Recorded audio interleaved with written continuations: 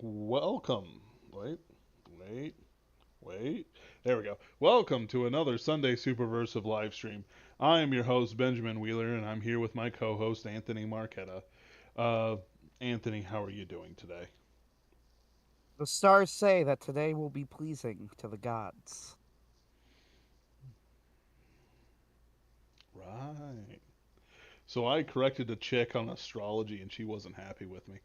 She said I was a Virgo, and I told her I was a Leo, and she looked at me funny. Now, Witches, man. my favorite astrology meme is the one where go, "Oh, I'm a dragon," and they go, "That's not real," and he goes, "None of," and then he like leans in and goes, "None of them are real." I just like being right. That's all that matters to me. Anthony, today, let me tell you what we're talking about, and you will act as if I haven't actually talked to you about this beforehand. Of Uh, course. Today we are talking about Tolkien. He's wonderful. What? I know, crazy. He's wonderful. He's awesome, and quite frankly, there have been some absolute bad takes against him recently, and I'm pretty sure it's just his day to be, considered for bad takes. Like, you ever notice the cycle where it's like all of a sudden they'll like unleash a whole bunch of attacks on like Robert E. Howard or Burroughs or Deja Thoris or Yeah. uh, Well, here's the thing. yeah, The thing about Tolkien is that, in a sense, he is kind of criticism proof.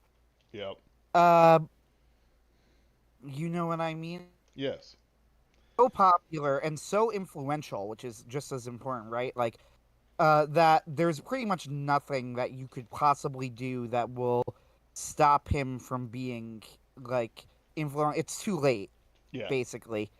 You know, the fantasy genre has already been shaped by him. yep, For what it's worth, Rowling, as much as you kind of hate to admit it, is sort of in the same position, but not yes, exactly. Not that she had the influence of Tolkien, she did not, and does not no, deserve to. But she is in a position where, like, SJWs have turned on Tolkien. The right turned on her first, then SJWs turned on her. Neither of you which mean affected her because Rowling, she is not so Tolkien? big. What was that? You said Rowling, you mean Tolkien? No, I mean Rowling. Okay, Yeah, I absolutely mean Rowling. The okay, SJWs absolutely hate Rowling. yeah, They hate her. Uh, she is one, of course, but that doesn't really mean anything because Judas is lower in hell than Herod, right? yep, Like Judas is in the lowest spot in hell. Rowling is a traitor to the SJWs, which makes her the absolute worst thing you could possibly be, and literally nobody cares. yep. Uh, But she and but this she is true, has by the base way. The takes, right, Anthony. But she has what base was that? takes. But she has Yeah, base well, the takes. right also doesn't like Tolkien, although some naive people have tried to pretend that she's on their side when You she mean rolling? obviously isn't. Rolling, yeah, sorry, rolling. Uh, the right also turned on her first, and it also didn't matter because the fact is, Rolling has tapped into the normie market like Yep. completely. You know, She is the dug in. yeah, the far right, the far left, even like the mid extreme, not even far, right? Like the mid Yes. right and the mid left, they are just a drop in the bucket compared to the vast majority of people who just don't care either way, right? So Yep. Rowling can say or do whatever she wants, and none of it will ever affect her, no matter how much the media desperately hopes it will, She is still right? a multi-billionaire. Exactly. And she has said as much, by the way. Like, Rowling herself is very much aware of this. Somebody asked her, like, how do you sleep at night? And she answered something like, in my $5 billion mansion or something. Which, to be honest, is a great answer and the Yeah. correct answer from her perspective. Uh, No, this it's isn't to say I agree with Rowling. I don't. I don't support Rowling. I think she is an SJW. Uh, yeah. She just no, realized that they were turning against her and decided to turn on them first, basically. well, her thing was that she's a feminist, and she is an actual feminist, something Yes. close to like the third wave feminists. Mm-hmm. Now we're in what I don't even know if they've given it a name, but essentially, like the tranny stuff is fourth wave feminism, right? It's a new thing. I would say Rolling we're is at a fifth wave even. might be, yeah. But Rowling's like a classic third wave feminist, which is the part where normies even noticed that it got extreme, Mm-hmm. right? It was always extreme, but the normies noticed it at third wave feminism. Yep. Uh, Rowling is a classic third wave feminist, and I guess if you wanted to be fair to her, you could say that she is a consistent third wave feminist, but that's still not on our side, right? Yes. Like, not even close. It's Yes. totally nuts. However, third wave feminism, as she correctly pointed out, is exclusionary with the transsexual movement, right? For Yes. reasons that are obvious to anyone with half a brain who thinks for like 3 seconds. Yeah. You can't be on the side of women if you don't think the concept of women exists except like in your mind. Yeah. Mm-hmm.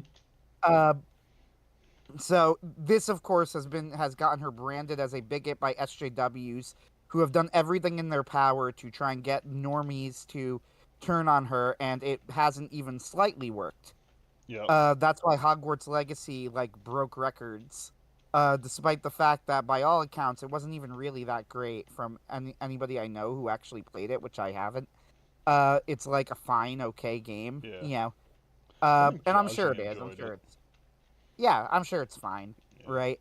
Like, but certainly nothing special. Uh, Especially like now that this is something to talk about another time, not today. The top 6 games on Steam are indie games, which is insane. Like, that is absolutely nuts that that's the case, and I think more people really need to acknowledge what a massive deal that is. That on Oh the yeah. largest game platform in the world, the top 6 games in the world, none of them are AAA.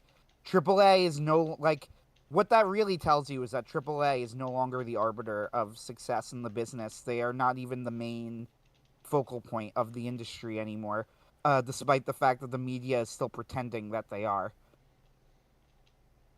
Yes. Right? Like they just factually aren't. Yeah. Whatever people say. Uh like Hades 2 broke records and crushed records actually. When it came out, and deservedly so. It's a Hades 2 fantastic is game. out. The early access is. Ooh. I've been playing it. Ugh. No, you don't understand. The early access of Hades 2 has more content than Hades 1, the full game.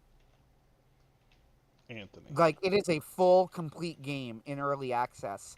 It plays like a finished game. It looks like a finished game. It has the content of a finished game. It's honestly insane that this is only the early access. And they've said that like, yeah, we're adding a whole new location, we're adding whole new weapons, we're adding like tons and tons of stuff, which is nuts considering what it already has. And the original Hades had a lot of content in it. Like it had like a vast sprawling end game with like an epilogue and everything. Mm-hmm. And they're already like, yeah, Hades 2, already more content. Amazing. And So that's the sort of thing that's going to make you go screw AAA. yeah, it's true. But we can bring up stuff with the Rowling and whatnot, just to sort of compare and contrast. Tolkien is unassailable in the same way that uh, uh, Rowling is unassailable. Everything's already done. He's already won. There's no non-victory condition for uh, J.R.R. Tolkien. Tolkien. Yeah.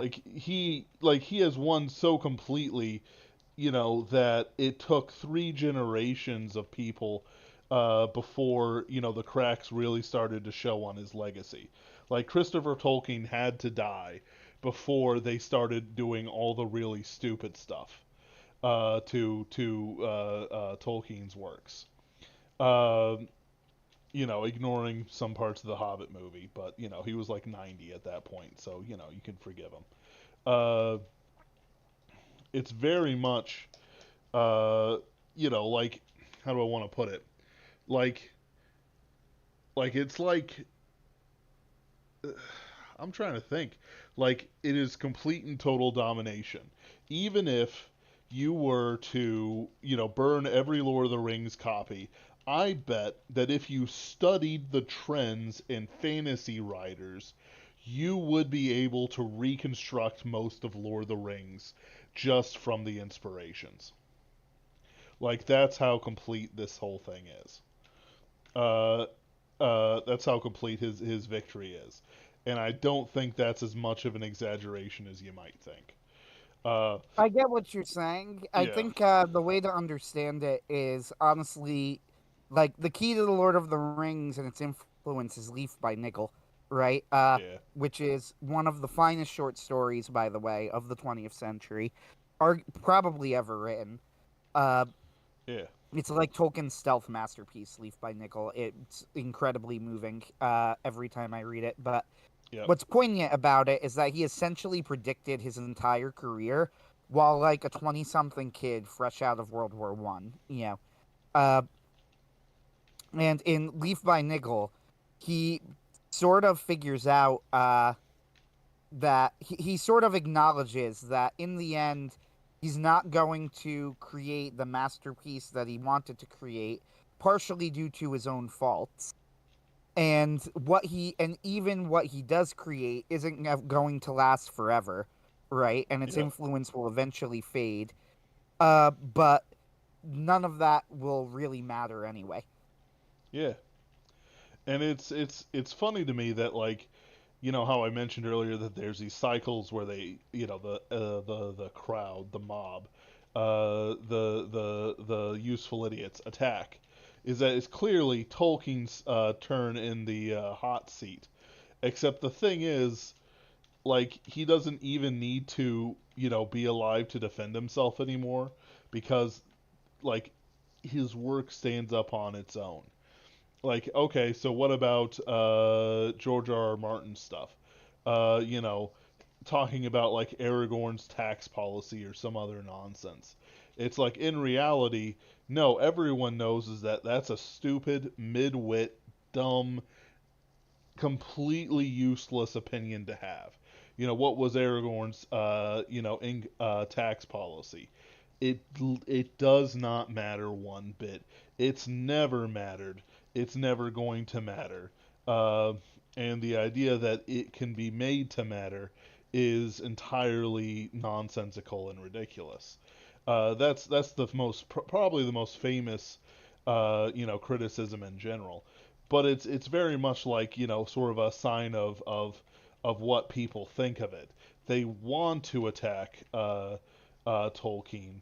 They wish they could attack Tolkien, but sadly, for them anyway, they are unable to make anything stick. Um, there's a few Look, attacks. Hmm? eventually they're going to succeed, as Tolkien himself correctly predicted in memory holding him, Yep. right? It's going to happen, and it's going to happen for in no way that anybody could prevent, simply because of the inevitable march of time and entropy, Hmm. right? But when that happens, it will have happened, like you said, too late, right? Yep. Like too many people, he will have accomplished his goals insofar as there were any goals for him to accomplish, right? Yep. Uh, the goals of bringing people something that was good, true, and beautiful and inspiring generations, right? Yep. And the rest is going to be in God's hands. Will it last forever? Of course not. It's a work of man, right? The Lord of the Yeah. Rings is not inspired. It's not scripture. It's not a church. Tolkien is not a church, and he would blanch and balk at anybody who claimed otherwise, right? He Hmm. would be horrified at people who were to try to turn his work into a religion, as people did, by the way. Yeah. Uh, though not as directly as they did with like Frank Herbert and nonsense like that, uh, Yeah. but they did nevertheless. Like there's a lot of in before the films came out, there were a lot of Wiccans and people like that who got into the Lord of the Rings, right? Yep. Because they liked the magic elements of it and didn't understand or care about the deeper theming, right? Yep. Could Uh, not comprehend the deeper theming. Now Tolkien had this policy when he was alive of not really commenting very much. publicly on like what people thought of the Lord of the Rings. However, like he sort of said, "Well, leave it to the people; they'll make of it of what they want," right? Which I think is a Yeah. great attitude, and I approve that he did that. I think that's fantastic. But if you had asked him point blank, I imagine that he would have been horrified by the Oh idea. yeah. I mean, he's very clear in his letters. He said, "The Lord of the Rings is a Catholic book." The famous quote, unconsciously at first, but consciously in revision, Yep. right? So the Lord of the Rings, like what that should tell you is that if you're not reading the Catholicism in the Lord of the Rings, you are literally just missing it, Yes. right? Like it's not only there, it's intentionally there. Tolkien put it there and said as much, you know, and it Yep. is there. Like it's there if you're paying attention, for better or for worse, if you like it or you don't, right? That is in the book. Yes. Uh, so, yeah, I think that The Lord of the Rings is not going to last forever. Its influence will not last forever.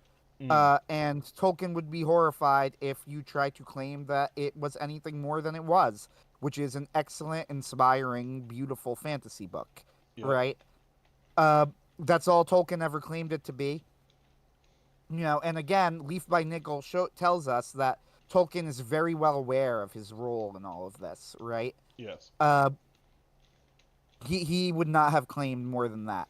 So in the end, when I say that the Lord of the Rings has already accomplished what it set out to do, what I mean is it inspired a generation of people and will inspire more as time goes on. And eventually, when it stops inspiring people, the people that it did inspire won't go away, right? Yes. Those people already existed. It already happened. It already had more success than you could possibly imagine. In some ways, it hurt the fantasy field because too many people were trying to imitate Tolkien, and imitating Tolkien is very, very difficult because Yes. Tolkien was like a once in a generation type of guy to create this sort of thing, right? Like Yep. he was a linguist, a historian who was well versed in epics of foreign civilizations as well as ancient Britain. Uh, who knew these legends and stories at a level where he could teach it at one of the most prestigious colleges in the world back in a time when such a thing mattered, Yep. right? Like, to say that you are going to imitate Tolkien, well, you probably can't, right? Yes. Tom Simon writes about this in his excellent book, Writing Down the Dragon, which I highly recommend. It's his collection of Tolkien essays. And one thing that he talks about is that people have forever tried to figure out how to make sense of the fact that Tolkien point blank said, I create the languages first and come up with cultures around them.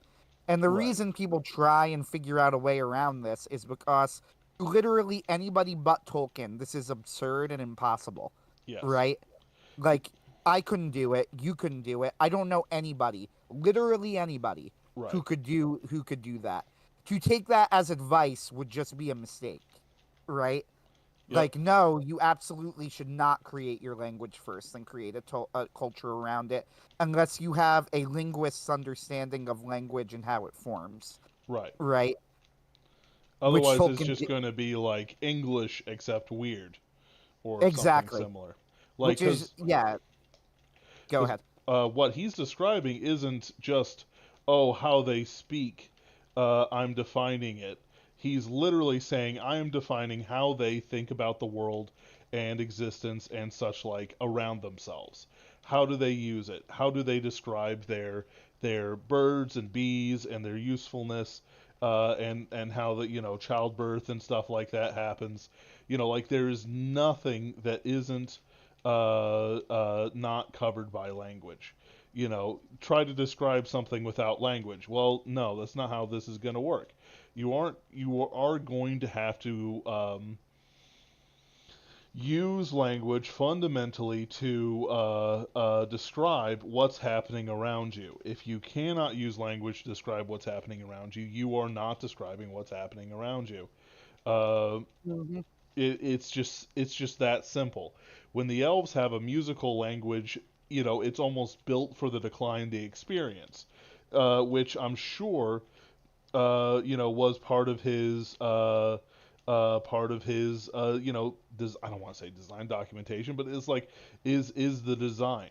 The design of it is that the elves are, decaying and stuff like that, and their language facilitates them thinking about the past all the time, and Right. It's stuff the like difference that. between you read some of the Orcish language, which again, to be clear, Tolkien created an entire Orcish language that barely appears, right? Yep. Like you read some of the Orcish language. If you're a modern day fantasy writer imitating Tolkien, well, that's easy. The Orcish language sounds harsh, ugly, mean, Yep. right? So you make up some harsh, ugly, meanish words, maybe with some simple grammatical rules, and you give it to the evil race. Voila.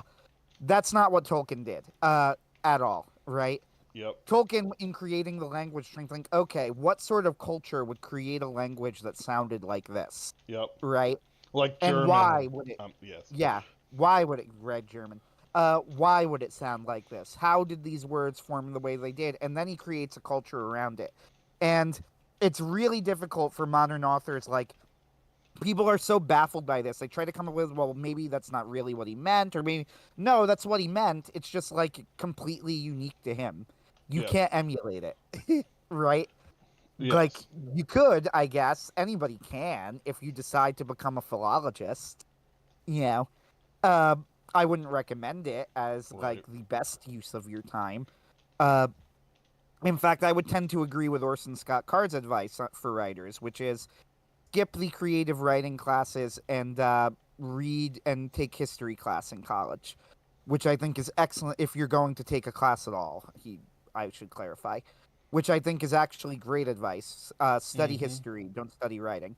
That will help your writing more than studying writing. I will say anecdotally, and it's still very early, but what I have noticed is that for Hightower magazine, anytime in an email they mention that they've studied with a creative writing course or gotten a creative writing degree, invariably these are some of the worst stories.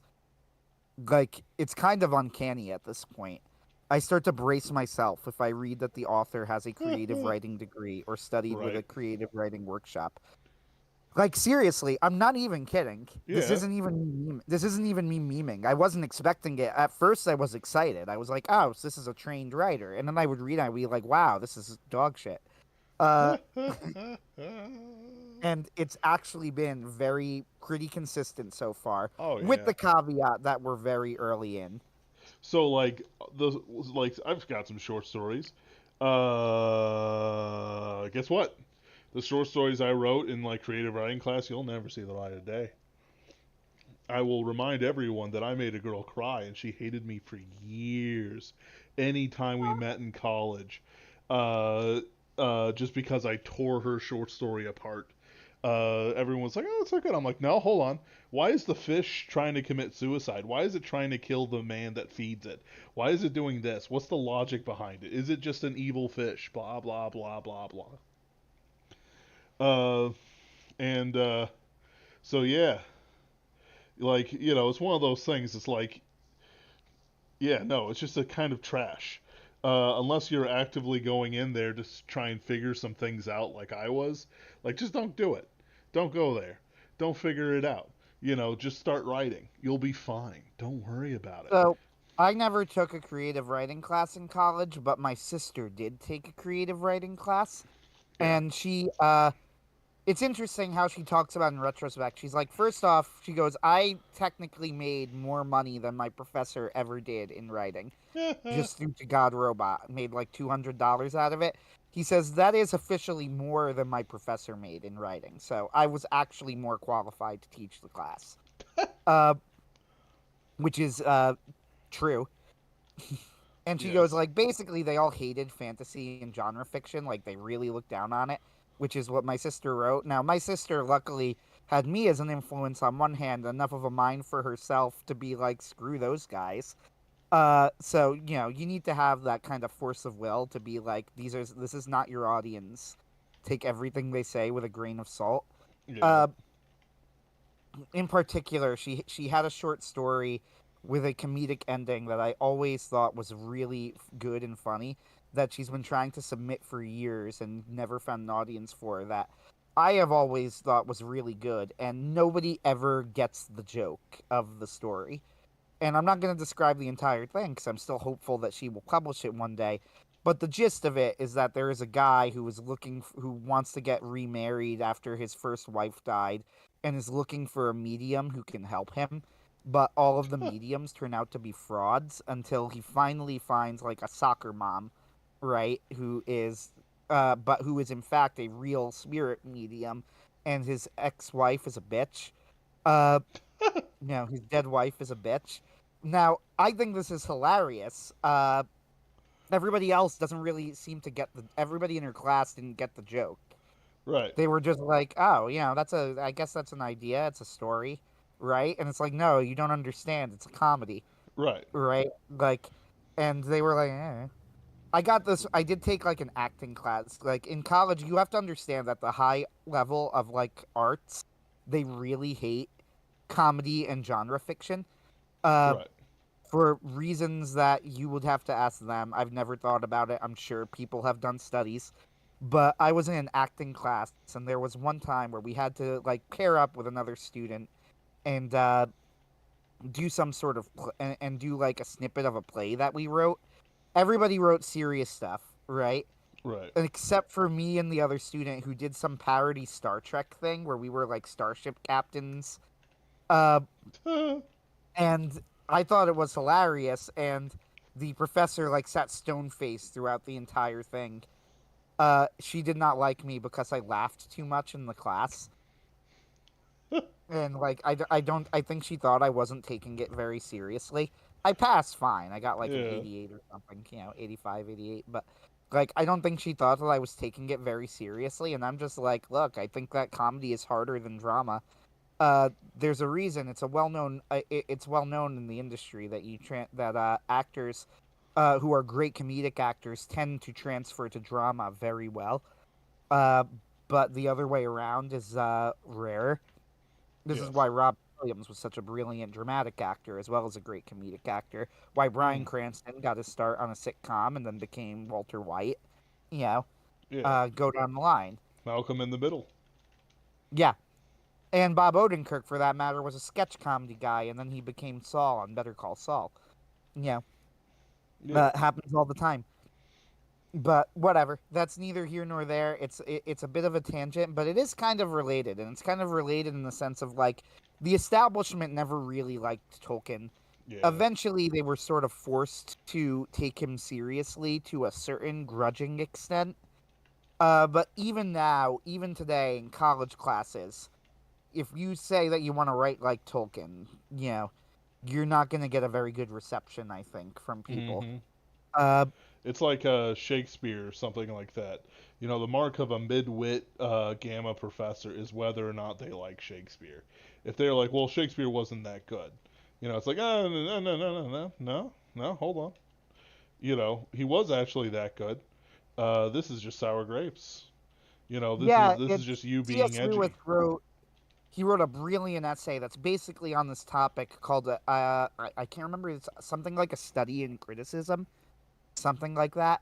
Yeah. Basically where he talks about how do you judge, like what is the most objective way to judge if something is truly a masterpiece.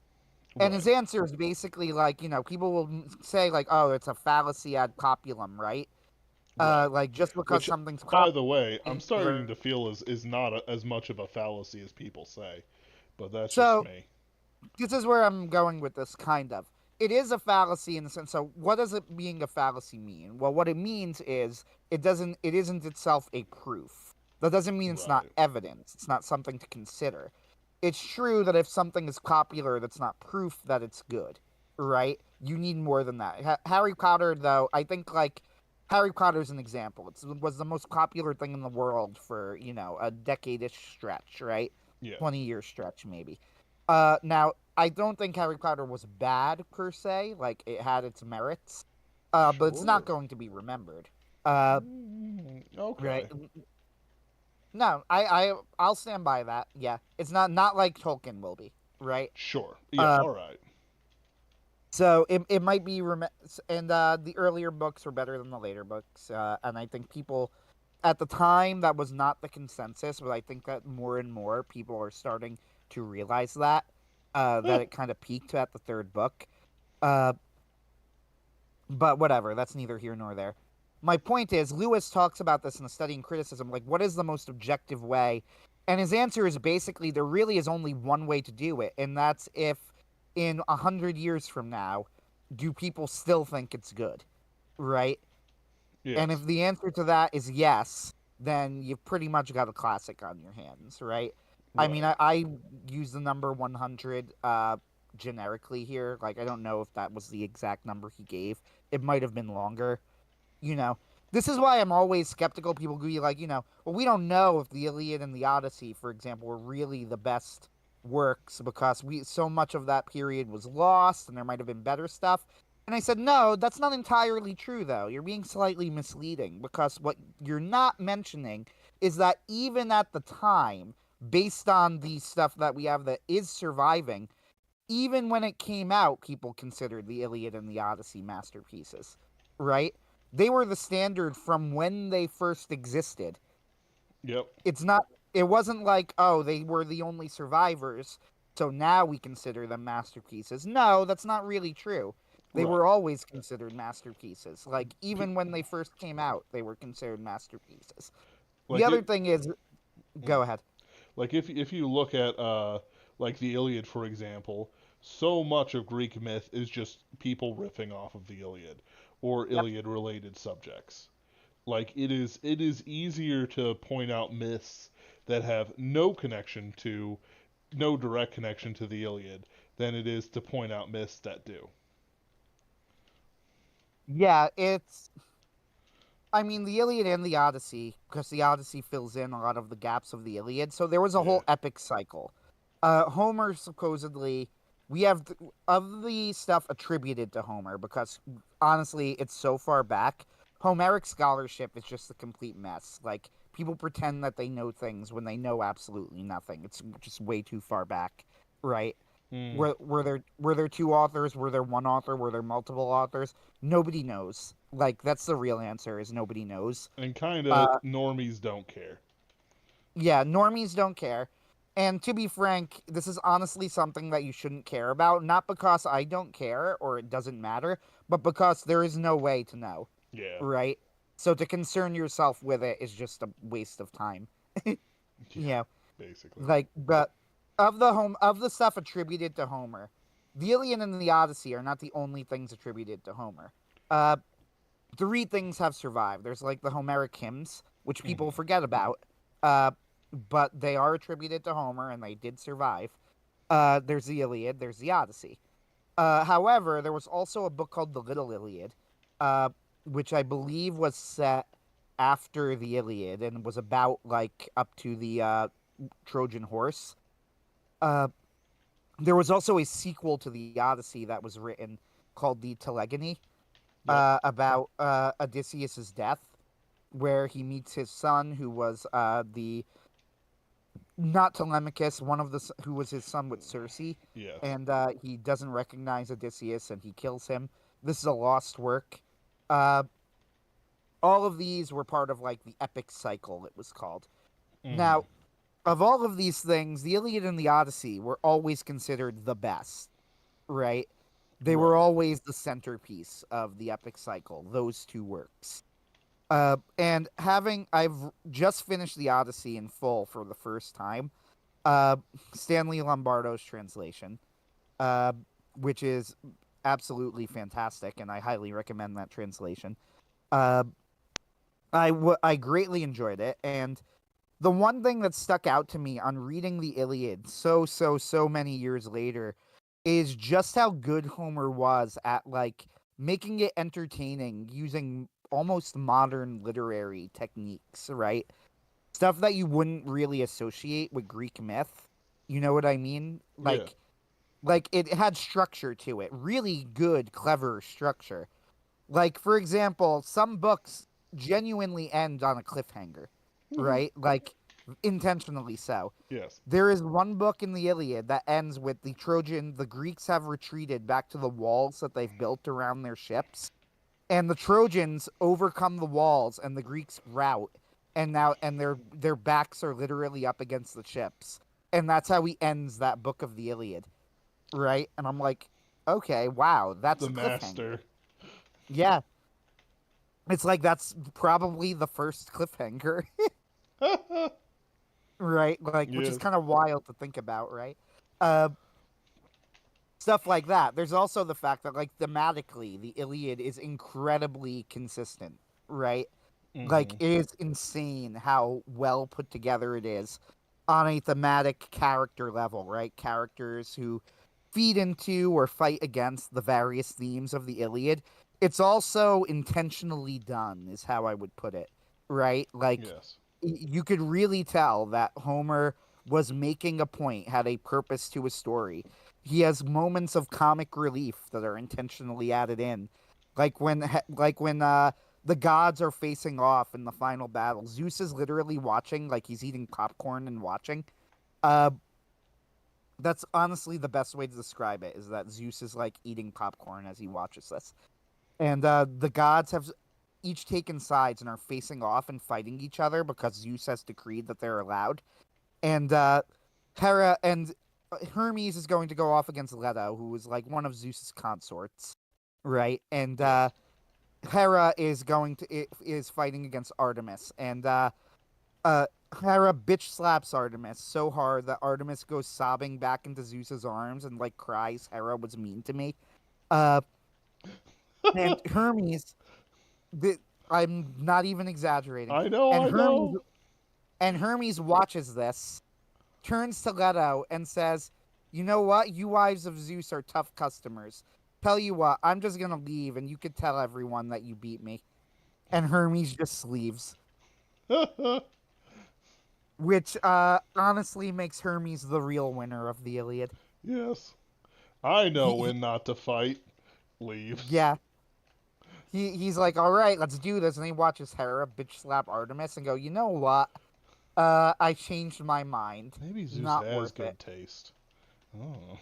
Yeah, it's fantastic. It's fantastic, but there are moments of the story that are really like one thing that's interesting is people debate this throughout the centuries. Was the Iliad anti-war? And I used to say mostly because the story is about the rage of Achilles, right? Like that Sure. dragged souls into Hades. Like surely that means he's at least more anti than pro-war. However, having read it in full, it's a little bit more complicated than that. It's not as simple as saying no, he's pro-war, right? That would be an Right. oversimplification as well. Uh, but the rage of Achilles actually is it's fascinating. It refers to two things, right? The rage of Achilles first refers to a rage that kept Achilles from fighting, right? That is referred to consistently as Achilles' rage is at Agamemnon, right? Is keeping him from fighting. And this is leading to a lot of Greek deaths, right? Mm-hmm. So this is part of the rage that they're referring to in the opening. But there is a second part, which is it's also referred to as Achilles' rage after he starts fighting. And he's fighting, and he is so vicious and brutal that he literally clogs up the river in Troy so badly that the river god gets annoyed at him. Like, It's both brilliant. of these Yeah, both of these things are the rage of Achilles. So Homer is both criticizing Achilles' refusal to fight and Achilles' kind of loss of control after he starts fighting, right? Yes. Both of these things are part of Achilles' rage, but it ends with this incredibly honestly, like I was really moved reading it. The scene where Priam comes into Achilles' tent and meets with him, and both of them start crying, and Achilles is remembering Patroclus and Priam is remembering his sons like separately, and it's just kind of this moment of respect between two foes on opposite sides of the war, both lamenting all of the losses that they've had. It's like it's an incredibly mature viewpoint to have at the end of the poem. And I've talked about this on the show before, but I always thought it was incredibly moving and intentional that the last line of the poem is, "And so they buried Hector, breaker of horses," right? Because Mm. the emphasis in the final line that they get that they the final title given to Hector is not Prince of Troy or their greatest warrior or defender of the city. It's breaker of horses because Mm. that's really what Hector was, right? That's what the world has robbed him of.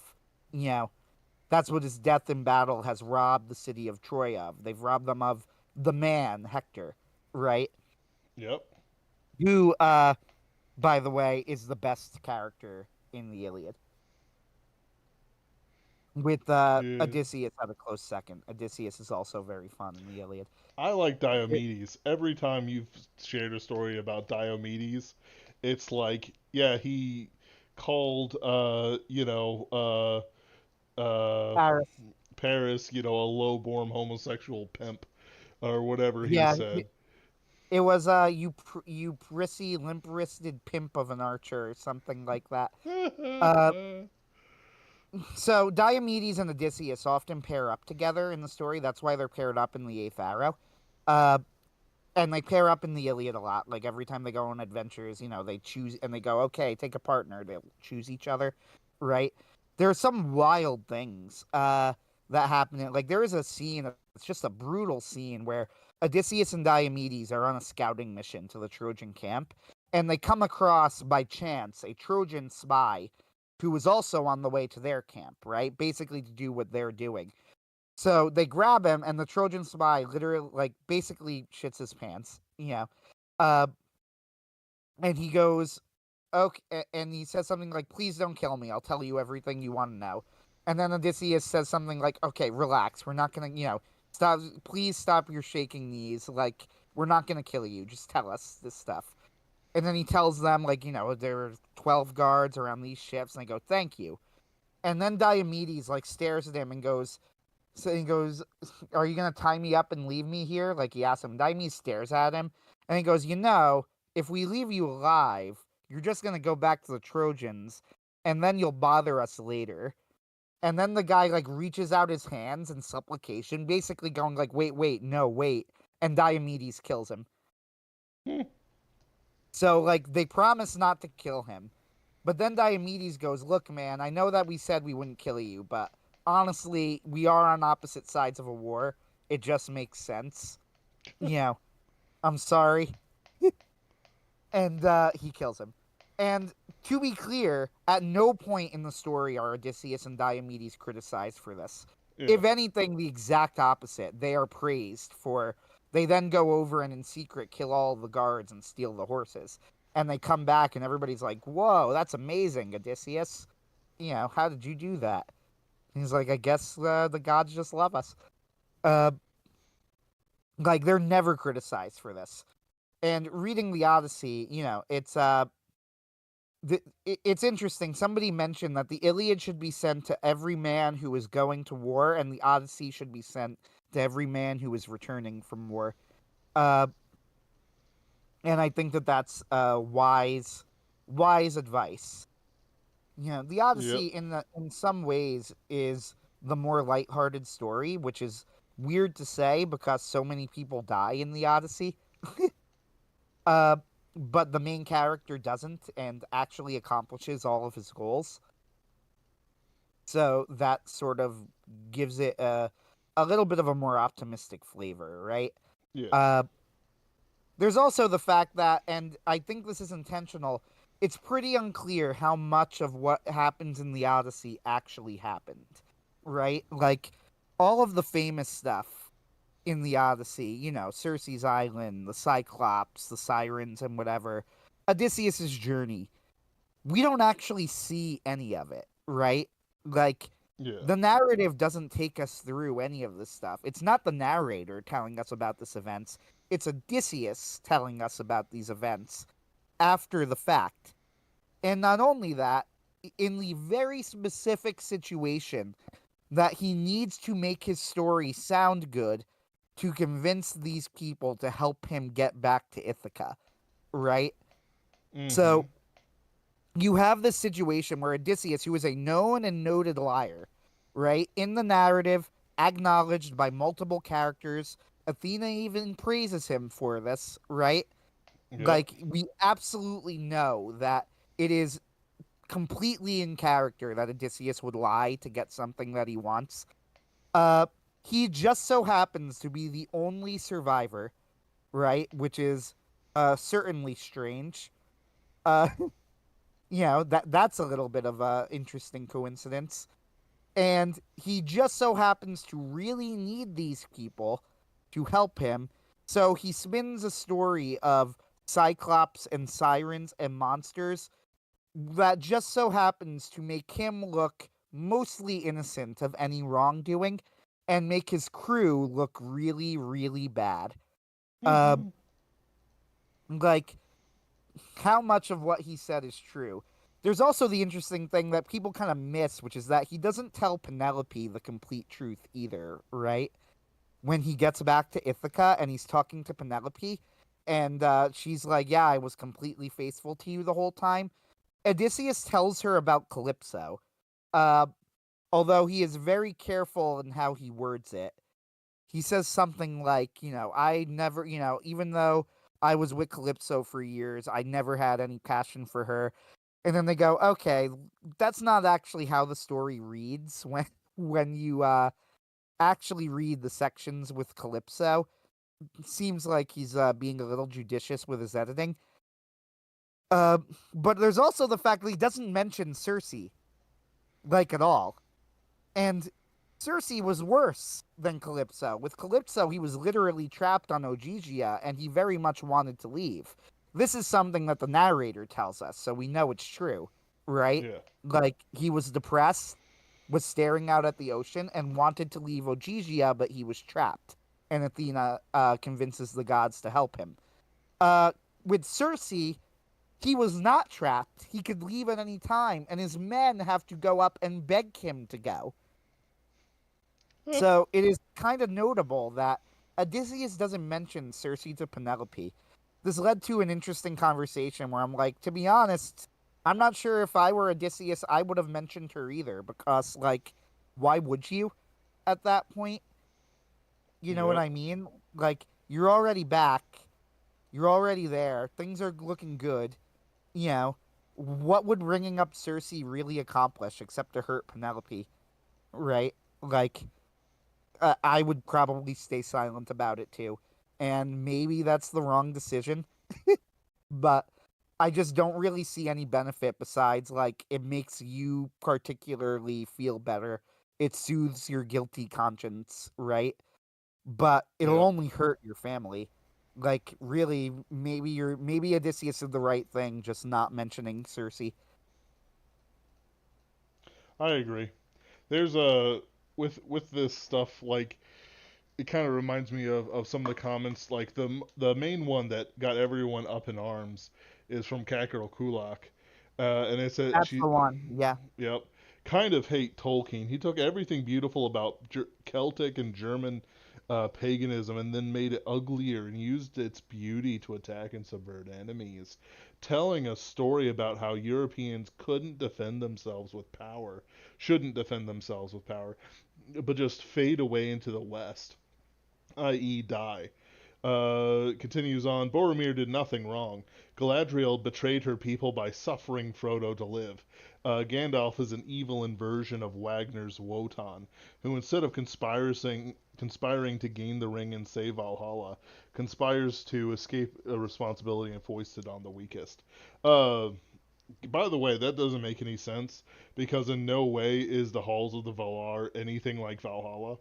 That one's just Yeah. wrong. Like there's no, yeah, I can see where she's coming. No, no, it's just wrong.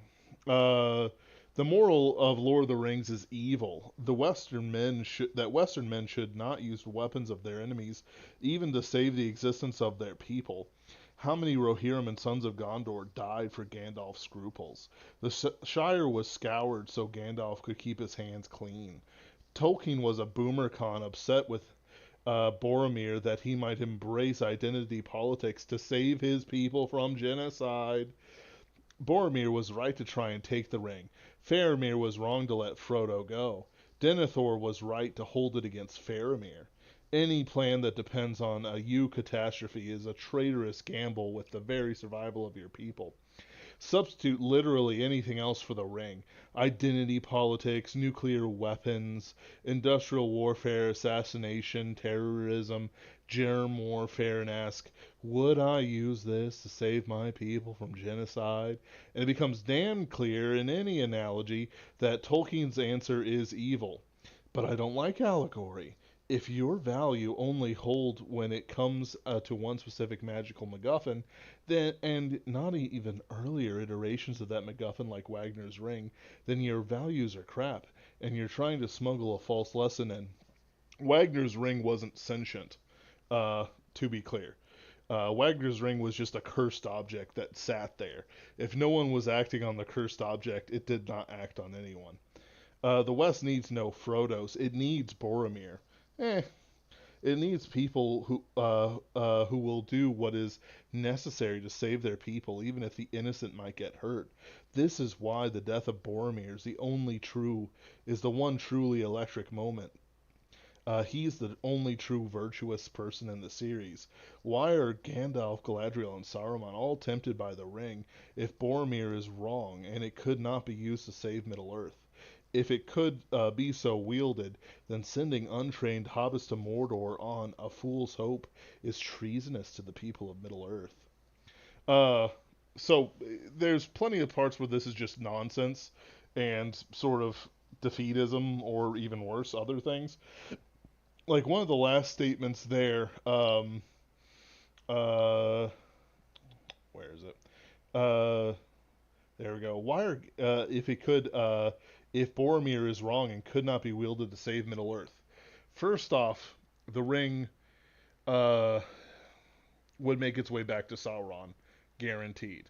It didn't matter if Gandalf had it. It didn't matter if Boromir had it. It didn't matter if Saruman had it. Eventually, Sauron was going to get his ring and win. So that's the problem with this whole analogy, right? So the Wagner's ring, from my understanding, is not a sentient object that seeks out to return to its original master. It is an object with a curse on it. It is sort of plain. It doesn't exist outside of itself. The ring is actively seeking to return back to Sauron so he can have a physical form again and 90% of his power. Uh, it stayed with Gollum as long as it did because Gollum is a hobbit who is necessarily enduring against such evil curses. He was satisfied sitting in his hobbit hole underneath Goblin Town. Even though it was a horrible hobbit hole where he ate raw fish all the time and wasn't very civilized. No, it was his, and he was going to stay there forever until the ring decided it wanted to leave and had an opportunity to do. Excuse me, and had an opportunity to do so. Like I think one of Kakarot Kulak's big issues here is that she is denying. I don't know if it's he or she, but whatever. She is denying uh, uh, that there is an active evil presence connected to the ring that is more than just a metaphor for nuclear weapons or whatever you want to put it in for the day. It is not nuclear weapons. It is the person who wants to use nuclear weapons but cannot at this time, but will encourage other people to do so as much as possible. The idea that it's not an actor, a character in its own right, is fairly ridiculous. It is always acting in its own interests to reveal itself to the servants of Sauron, where it knows that no matter what trail it takes, once it's in the hands of one of its evil servants, it will get back to its master. Guaranteed. So there's a little bit of a problem there. There's also a problem with the fact that this person has a moral basis that is fundamentally separate than what Tolkien was inspired by and was a fervent believer in. I'm no Catholic, as everyone knows, but even I can recognize that his moral standpoint is Christian to the core. He was a God believer. He was a believer in Jesus Christ. He was a believer in the Holy Spirit, and he understood how to communicate those ideas through the lenses that he was inspired to use, in the same way that C.S. Lewis wrote allegory. Tolkien wrote his own allegory. The problem is that it can only be understood in that Christian and Catholic lens. The reason why it was so successful was because it described good things that the culture that he was raised in still had and still remembered. When, as it passes away, we're seeing a lot more attacks on men like Tolkien, but the problem is they fall flat because he was just that good, and also, as we've described, as a classic, and also, their criticisms don't add up. You cannot look at Lord of the Rings in a purely paganistic lens. You cannot do it. It doesn't exist. It doesn't work like that. Uh, you can look at it as in uses pagan elements, but that isn't the same as actually being a pagan piece of work. Uh, Frankly, uh, Tolkien would probably be pretty insulted if you went, "Oh yeah, this is pagan, right?" You go, "No, it's not pagan. It's never been pagan. What do you mean pagan?" He would say that he was using inspiration from the myths that inspired Wagner. At best, he would say he has inspiration from, the northern myths that he spent his entire life studying and were his major work. This was the thing he entertained his children with. It wasn't his constant studies in language, in studies in German myth and Norse myth, and so on and so forth. There's whole logic trees that are being skipped over when you look at uh, Lord of the Rings from a purely paganistic lens.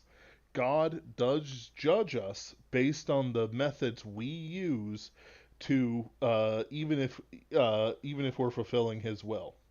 At no point would He say something like, God would not say that raping children is ever in any sort of way. It is, He would never accept that as a means to the end that God has set forward. It doesn't exist. It cannot exist. God has clear standards of behavior and morality that He expects people to follow. That's the reason why He sent Jesus Christ down to suffer and die for our sins. We can never meet God's standards, but God still has standards. So using the weapons of the enemy in a way that would betray God's standards, and we're already doing that enough anyway, is not suddenly good, even if it's for the folk, the race, the whatever you want to call it. God does not call for the. Wait. He did call for the exterminations of peoples, of many wicked peoples. He did it often in the Old Testament. He did it many times over. He did it with the small tribes in Canaan. He did it with the Assyrians. He did it with the city of Tyre. He did it with the Babylonians. Mene Mene Tekel Parsin. He did it. I think he did it to the Persians. He certainly implied that Alexander the Great wouldn't be that long-lived, with how he described him as I think a jaguar with iron ribs. I can't remember the prophecy offhand. You know, Something like that. Something like that. There's, and quite frankly, he did it so that the gospel could be spread in a single language across the world, that everyone from India to Spain would understand. Like you can't say that God expects this, God expects that, and expect it to be the good, the beautiful, or the true that people are sort of calling for. One of the things that I could make an argument for is, okay, if quote unquote the West, white people is what they mean by that, are going away, what have they done to serve God that sort of makes them deserve to live? If they have done something wrong, say, the immigration question or other things like that, what is the good? I don't really see people talk about that. Well, it's pointing to what the ancestors did. Well, it's pointing to what the boomers did. When the boomers, let it all in and abandoned God, does God have to give it back? does God have to give back blessings because we were super base posters on Twitter? No. The ignoring the fact that the boomers are still alive, the idea that all of a sudden, you know, we can offend God and it's justified, because XYZ just doesn't exist in the logic of a Christian. God has standards. Those standards include martial virtue. Those standards include things like, um, using nuclear weapons. Frankly, I know that there's some disagreement on it, but using the weapons at hand, that's fine because we used them against a warlike power that were waging war on us. But then again, we could also make the argument that it couldn't, and I'm sure I know that there's a Catholic argument against nuclear weapons. But I'm just saying that, guess what? It was a time of war. God didn't say you can't use sling stones to fight Goliath. He doesn't say you can't use spears or whatever when you're fighting the Canaanites. He has never he has required certain actions and sacrifices, and in certain times he has even required things like marching around Jericho blowing your horn, but he hasn't said, tie your left hand behind your back. He doesn't limit us in that way. And the times that he has limited people has been explicitly to show his power and has explicitly been situations so ridiculous, the only explanation is God's going to do something. Uh, when it says, when the a person criticizes eucatastrophes, the fact is that they don't understand what a eucatastrophe is. They don't understand the logic behind a eucatastrophe. They don't understand what a beautiful act of faith is to depend on the eucatastrophe. The good thing that happens that is calamitous to the enemy. Uh, it just doesn't exist in their minds. They can't understand it. They can't go, I might be a pagan, but I understand the good works that God does for people. They might say, well, Thor killed all the giants. I guess that's, haha, we don't see any more giants around here. Well, isn't that a eucatastrophe? Is that not their god, quote unquote, the demon, whatever, acting in such a way to benefit them in a way that they cannot ask for and they cannot foresee? It's really bothersome to me. It angers me, quite frankly, because it's a demand for Western logic, the white people logic, the Northern Scandinavian logic of morals and ideas and all this jazz, but it's separated for the reason and why of Christianity and of, quite frankly, a self-sustaining moral system that would work if people would just do it. Instead, it's criticism looking at Wagner, who, even though he was an absolutely amazing, opera writer, was still basically writing 1,000 years after they converted. You know how much was lost since then? How much information was lost? We just described talking about the Iliad, and how much it's lost. How many of the side stories are lost? How much was never written down about the gods? There's clear Hmm. information that the Germans, who the Romans interacted with, did not have quite the same gods as the Germans did before their conversion to Christianity. Things changed. Sure, they could say, "Oh, that kind of looks like Loki. Oh, that kind of looks like Odin," but it didn't. It didn't. There wasn't a one-to-one translation. You couldn't say, "Oh, this is exactly the same as the thing that was there 200 years later," or the thing that Sturluson wrote down 600 years later. It doesn't exist. It's not there. The logic cannot be followed. We are looking at something that's like a dim light bulb that was created 100 years ago and trying to read graffiti on the wall opposite it. It doesn't work. The idea when Catgirl Kulak says any plan that depends on a catastrophe is a traitorous gamble with the survival of your very people, well, guess what? The That's what they got. That's what they had. But the thing is that they weren't like the men of Constantinople during the last siege, looking out, looking for ships of Venice to rescue them, which were never going to come. They were, they're people who have the weakness of the enemy in their hands. If they but destroy it, they win. So they have the loaded dice necessary for the gamble to win. They already have it. The eucatastrophe was not all the different events that happened in the Lord of the Rings. It was Bilbo picking up the ring in Gollum's cave, and it was Gollum falling off the side of the cliff while he danced at the fires of Mount Doom. That's it. There was no, you could say that the return of Gandalf as Gandalf the White was a eucatastrophe. I could see that.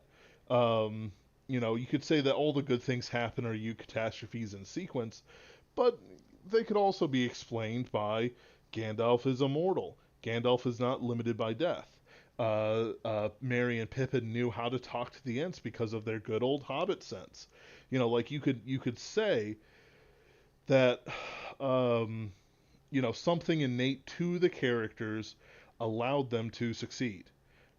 But in the case of Bilbo finding the ring, and in the case of Gollum dancing on the fires of Mount Doom, you have no explanation. There's a lot more problems with this. I know you have some points about Boromir. I hate the Gandalf thing, where it's a evil inversion of Wagner's Wotan. Galadriel betrayed her people by suffering Frodo to live is also completely wrong. The elves knew what was going on. They had to leave. And they had to leave a long, long time ago. That's the reason why, people were leaving before the story ever began. The elves were leaving because magic was leaving the world. It's very simple to understand. It is a succinct idea within the world. The world was becoming man's. Even the dwarves weren't going out in power like they used to. The elves were returning over the sea to the halls of the Valar. And quite frankly, Galadriel has seen more war in her lifetime than Aragorn has, even if you multiplied it by 10, because she participated in all kinds of crazy stuff in the fight against Morgoth. Um, it's like you don't understand her logic. She knew what she had to do. She was there for the entire plot line of Lord of the Rings within 3 generations of Fëanor being born. And it's very much implied that Fëanor didn't just pop out of the womb and start making the Silmarils. He, spent time studying and stuff like that. He didn't just start making jewels, he figured it out. So I personally believe she was alive for everything within about 100 to 200 years of Fëanor being born. And then, when the Silmarils were stolen by Morgoth and stuff like that. She was alive for that. She had to be, in the two trees and stuff like, and no, not the two trees, maybe the two trees. It depends on when Fëanor was born. Uh, but you get what I'm saying, Anthony. Like, there's all kinds of Yeah. logical problems with this thing going through it. And I know that there can be some argument about the nuclear weapons and stuff like that, but I personally believe that there's a clear statement that God does not limit his people from being just. The Catholic opinion on death penalty is that they're for death penalty. The death penalty is biblical. Um, if I'm not speaking too forward about that, uh, you know, The Catholic position on the death penalty is that the modern church has really, really, really tried to emphasize that it shouldn't be done anymore, but that it is impossible to say that it is inherently wrong because it is biblical and has been pushed by the magisterium at various times throughout history. right. And it quite frankly, depends on how much James Martin parrots about not having the death penalty. That's how wrong or bad the opinion is, I guess. Uh, excuse me. So it's hard to. I know I just ranted for a significant amount of time here, but it's hard for me to comprehend what this person understands about society, right? Like, I listen to esoteric guys. I like listening to weird people on Twitter. I enjoy it very much. It's a great hobby. Maybe not so great. You know, Uh, but it's like looking at this stuff, it's almost sick. What do you mean you don't understand the basic nature of Lord of the Rings, that it is Christian? What do you mean you don't understand that the ring is sentient and evil and actively moving to return it to, Sauron? Do you understand that this isn't really about the Europeans, and it is not that they shouldn't defend themselves? If Tolkien was writing that story, the ending would be Sauron gets the ring back and wreaks havoc on Middle Earth and destroys it and destroys Gondor. That would be the ending if that were true.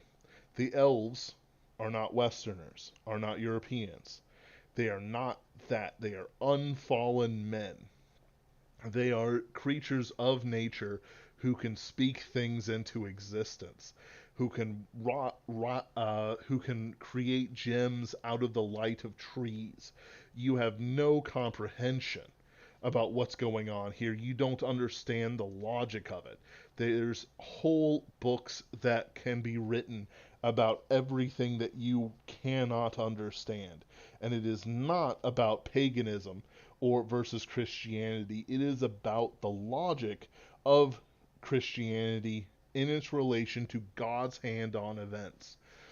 There are so many periods of history where great men or potentially great men have died in their power at certain points that were beneficial for the future.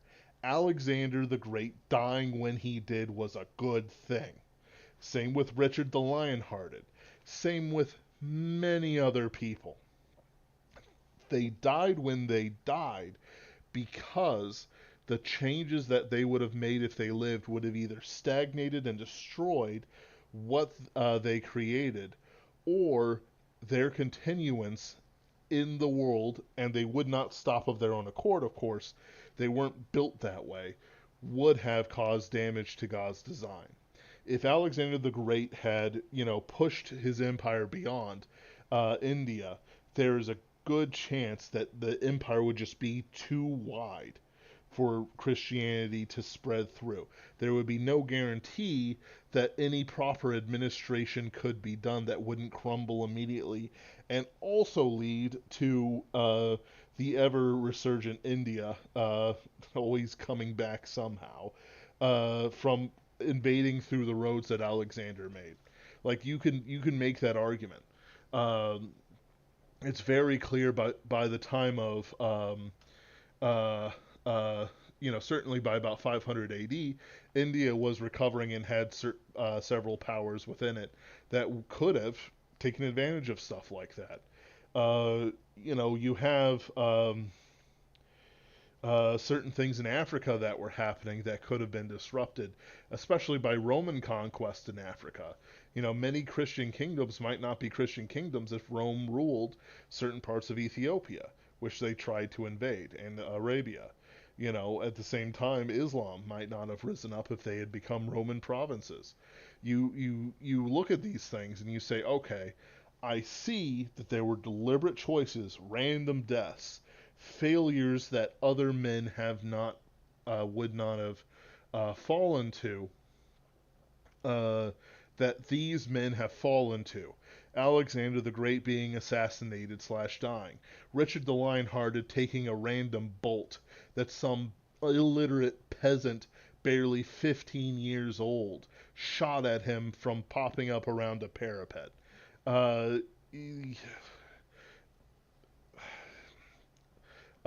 King John eating too many eels and dying of it. It's easy to see where events that do not usually resolve in death resolves in the death of somebody who was trying to act in a certain way that could have been harmful to what God intended. It's a eucatastrophe or a catastrophe depending on your opinion. But it is a clear sign that the hand of God is on history as much as he is on, things like miracles and the prayers of the saints. There were people who were certainly praying for Richard the Lionheart to lift the siege on the town he was sieging. There were people who were praying that Richard the Lionhearted would win the siege that he was, fighting. How can you say that God favored one side or the other? Well, his intention was made clear by the actions that had taken place, by the end events. If God's hand is on things and God listens to prayers and acts on those prayers, it could be as simple as him just nudging a bolt or doing nothing and letting things naturally take their course, but ensuring that his design is followed through. Now, I'm not a deterministic man. I'm not double. What's the phrase? Predestination. I'm not a double predestination kind of guy. But the idea that there is no hand on the actions of man is ridiculous.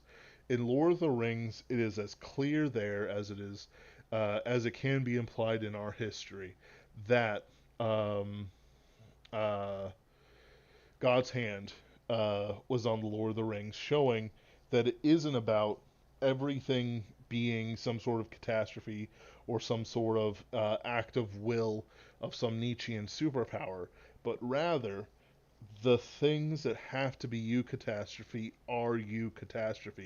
and everything else is in our hands to do it according to His will.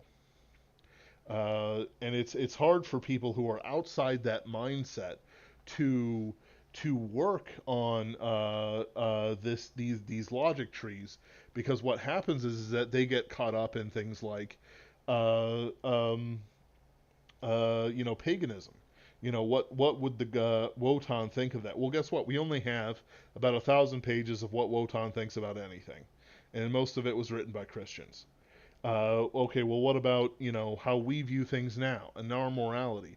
Well, guess what? Our morality is based on boomer selfishness, who did not communicate morality as well as they should have to the vast majority of people living, to the point where out of about 100 and something people in my Sunday school class, I was the only one who stayed in church. That's how low the moral bar is. No one understands morality like Christians. Even fewer understand morality in the way that they can actionably act on it. The idea is that, like, it's like listening to some dude talk about business, and he was like the worms grown in a vat. All right, he doesn't have a morality. He has a bunch of ideas that he thinks are pretty cool, and he won't go against the status quo. That's not morality. It's just vague ideas. That's what we got to work with. That's the reason why, quote unquote, base pastors and so on are so important. Why good Catholic priests who actually stand up and fight for good morals are so important. Because it says there's the standard. It isn't, I'm worried the white race are going to be extinguished because Tolkien wrote a book about elves going to the west. That's not how it works. It's very clear that the Gondorians are Europeans, that the Rohirrim are Europeans, that the Númenóreans are Europeans. No matter what a Magic the Gathering card says, Tolkien wrote a European story, a European centric story. That stuff is already taken care of in the logic of the story and the writing, because Tolkien took everything from that basis of fact and not from the basis of racist Twitter posters on YouTube making little Dark Age edits. And I'm on their side here for most of this, but when it comes to things like Tolkien, you're wrong. You know, Tolkien was not talking about immigration when he wrote Lord of the Rings. That was not a thing. That didn't exist at the time he wrote it. He didn't understand it. I don't even think whatever the British thing on that had like 10 Africans on it, Windrush. I don't think that was even happening when he was writing and planning the majority of his book. He wasn't in World War One and that stuff was happening. He already had most of it down before World War Two, or at least the ideas that he was going to talk about, and he wrote it out over the next few years. Like there's logic gates that are not met here at any point in time. They are not met, they are not understood. They are not capable of understanding it because the moral framework that Tolkien used is lost to them. The moral framework that God uses cannot be interpreted by them. They are unsaved. They are unsaved people because sorry, excuse me, I skipped a few words there. They are unsaved people, and it shows because they cannot comprehend a Christian work of art that is more complex than The Lion, the Witch, and the Wardrobe. All right, that's my rant. It's a good rant. Yeah, I more or less agree with you about all of that. I mentioned before, I think though that there is another take here, which is that in some sense, uh, this person, who by the way is apparently trans, I don't know Even anything about. Yeah, I don't know. I literally know nothing about them except that Critical Drinker shared this post. Uh, I don't know anything. I've seen them around. I didn't know he was trans or whatever. this is the first I've seen this person. Yeah, But anyway,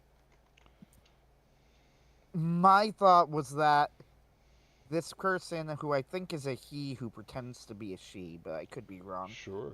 Uh, I think that he is wrong, or that he is not entirely wrong, is what I meant to say. Uh, but that's not a good thing. Like, Right, the fact that they're not entirely wrong just shows that they are rejecting something that is good and embracing something that is evil. So let right, me try and kind of spell this out a little bit more. He took everything beautiful about Celtic and Germanic paganism and made it uglier. First off, at no point in Kulak's rant did he ever even explain what he's talking about here. So I actually don't know what that's a reference to. right, Uh, so and then use its beauty to attack and subvert the ethnos, which I think he right. means ethos, though maybe I No, don't he know means what. ethnos. Basically, it's like a race thing. He's saying that Tolkien's attacking white Oh, the people. tribe. Okay, the tribe or nation. Yeah, I Yeah, just looked it up. Gotcha, gotcha, gotcha. cause Uh, and it's like buddy, I don't know what you're talking about. When he wrote it, we didn't have the same issues. Now here's the thing, though. That first thing that's wrong. He's telling us about Europeans shouldn't defend themselves with power, but should just fade away into the West. Uh, that's never spoken about because, as you pointed out, the elves aren't the Europeans, Right. right? The Europeans are the men of the West, right? Yes. And they absolutely are expected to defend themselves. They're certainly not expected to fade away. Yes. Um, Now, with that said, here is where I think that there is a point where they're not entirely wrong. There's certain things that are right. Boromir did nothing wrong. Galadriel betrayed her people by suffering Frodo to live. Uh, I'm gonna ignore the evil inversion of Wagner's Wotan, but I'm gonna say conspires to escape responsibility and foist it onto the weakest. Okay, so that's a premise. What does he mean by that? Uh,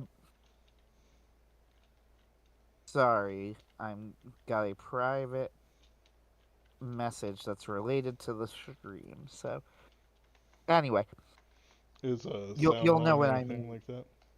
You'll know what I mean in a moment, but I don't want to say it until it until you see. Then until you Mm, understand. Anyway, the moral of the Lord of the Rings is evil. So let's go into a little bit more what Kulak means by this. Western men should not use the weapons of their enemies, even to save the existence of their people. The Shire was scoured so Gandalf could keep his hands clean.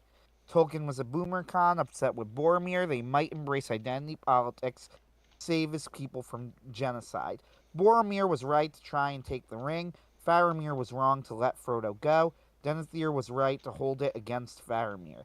Any plan that depends on a huge catastrophe is a traitorous gamble with the very survival of your people. Substitute literally anything else for the ring. Identity politics, nuclear weapons, industrial warfare, assassination, terrorism, and germ warfare, and ask, would I use this to save my people from genocide? And it becomes damn clear in any analogy that Tolkien's answer is evil.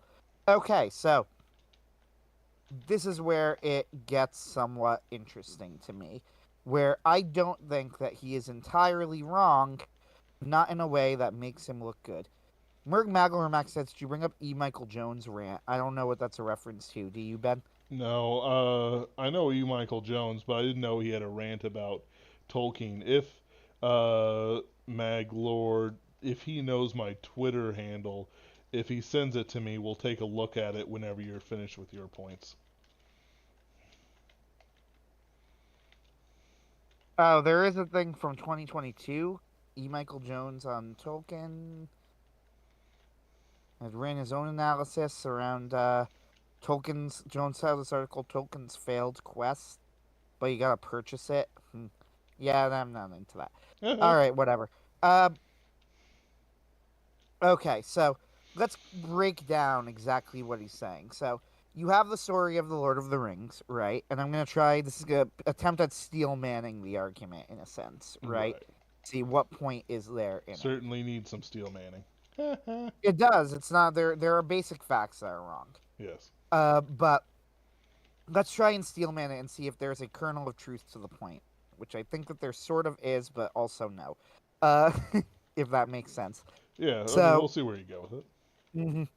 Okay, so in order to defeat Sauron, who has genocidal intentions, right? At the very least, if not genocidal, which is an exaggeration, I think it's an exaggeration that's acceptable here. You could say tyrannical intentions, right? Yes. Uh, Sauron has tyrannical intentions over the free peoples of Middle Earth. That means the elves and the men primarily. Uh, the hobbits are in the background. I think Tolkien officially considered them a subset of men.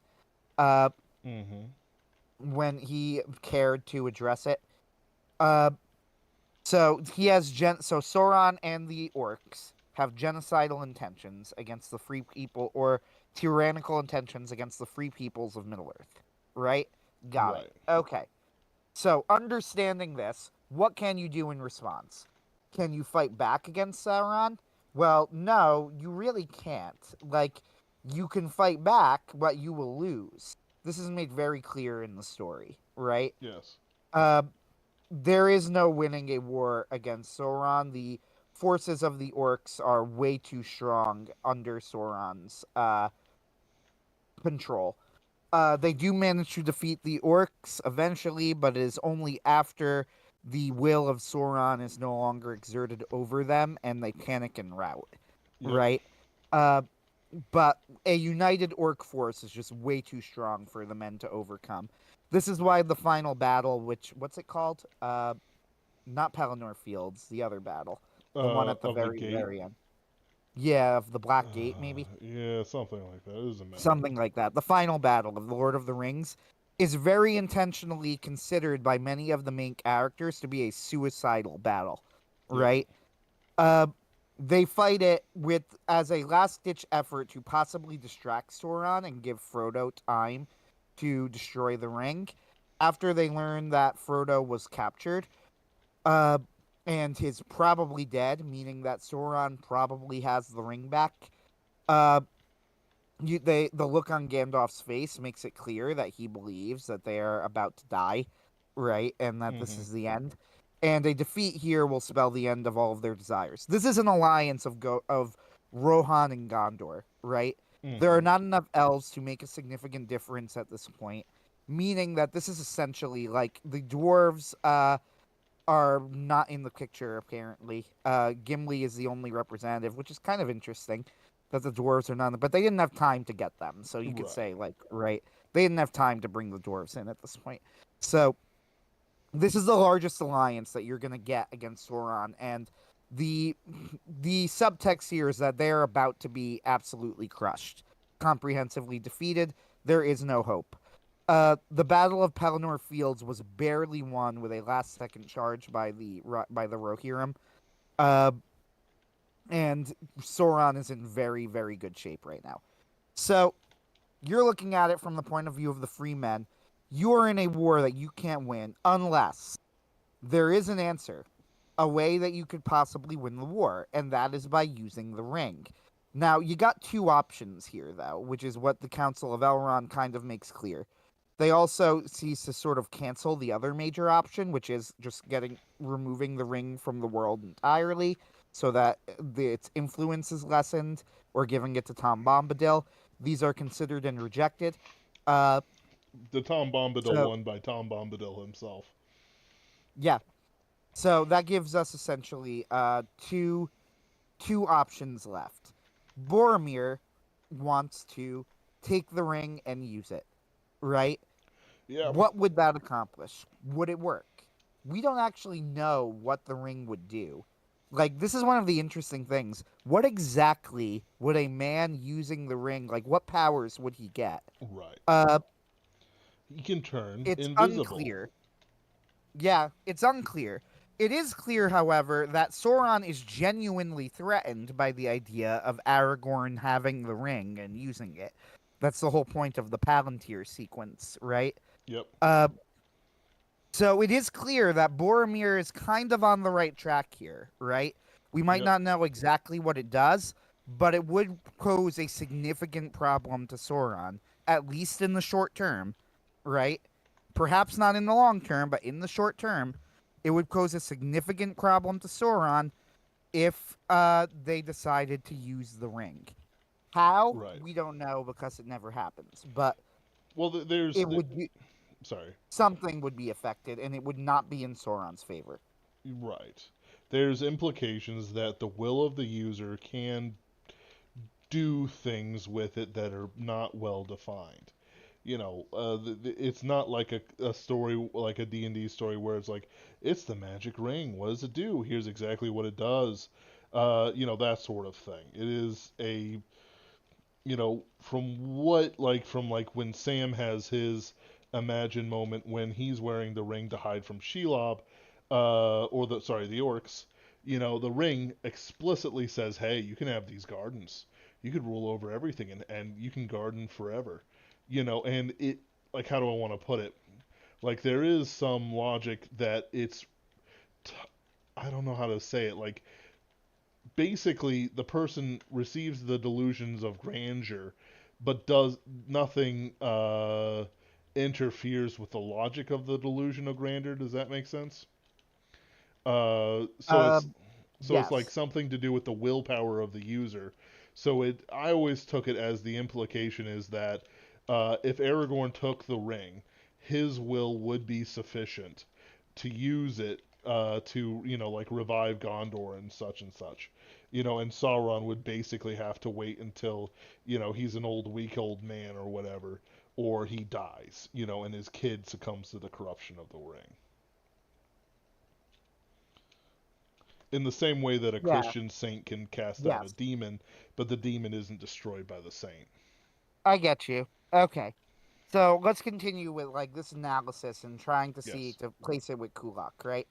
And what they're saying. So you have this as an option, and it's an option that the narrative itself acknowledges at least has a chance of working, right? Mm-hmm. And this is because Sauron takes it seriously, Yep. right? He takes the idea of Aragorn in particular. Perhaps Boromir would not have been the guy, but Aragorn could have been. Uh, Yes. of Aragorn in particular claiming the ring, and Aragorn in the books, much to Peter Jackson's dislike, is basically portrayed as the paragon of masculine virtue, Yes. right?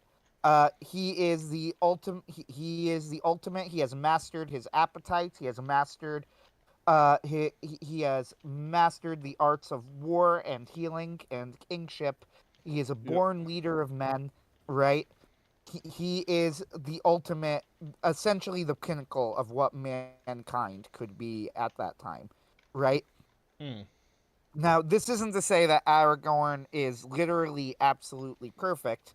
Uh, at one point, he messes up so badly that he very nearly ruins the entire thing by letting Frodo leave without him and basically sneak off with a hobbit on his own and have to work his way through Mordor alone, right? Right. Uh, is this a mistake? Well, I would argue that it's a mistake that he let this happen in the first place. Was him choosing to go after Merry and Pippin a mistake? I don't know if I would say that was a mistake so much as it was a calculated judgment call with high risk on either side. Right. And as it turns out, he was right. Yeah.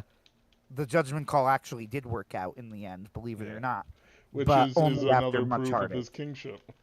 Yeah, but only after much heartache. However, there was absolutely an error in that Tolkien shouldn't have, or sorry, Tolkien, Aragorn. Aragorn shouldn't have let that happen, right? Sure. So, and he admits as much. He's like, I feel horrible about this. Is like essentially what he says. So, Yeah. using the ring is something that could work. Now, the other option is you could try and destroy the ring. Okay, what are the benefits and what are the drawbacks of this option? Well, the benefit of it is it gets rid of Sauron once and for all. The ring is essentially a phylactery. Uh, works similarly to the way that Horcruxes work in Harry Potter later on, but uh, same idea. A piece of Sauron's soul is kind of stored in the ring, so that even if Sauron is killed, if the ring survives, Sauron is not entirely gone, right? Right. So if you destroy the ring, Sauron's not coming back. There's nothing left of him in the world, right? So Yeah. that's the benefit here. It ends everything, right? Immediately, it even ends the future threat of Sauron. What Yep. is the downside of this? Well, the downside is the elves are going to fade away. Yep. That's one thing. The second and much more critical downside, frankly, because the elves have accepted this, and if they've accepted this, it's up to them, right? Yes. So the much more critical downside is that destroying the ring is an absolutely insane idea. Uh, right? Right. Like, how can you possibly do it? Isildur, who is the movie, it kind of does him a disservice, even though that prologue is excellently done. I wouldn't change it. Yeah. Uh, it did lead to a bit of a disservice to the character of Isildur. Like, he did something wrong. Isildur, in fact, just had the same cost benefit analysis that we had now and decided to keep the ring, right? Yep. Like, it was a perfectly logical decision from his perspective, you know. Uh, so he said, I could destroy the ring, but if I use it, it will enhance my power and my kingship. The world of men will become much more powerful, right? Sauron's gone anyway, you know.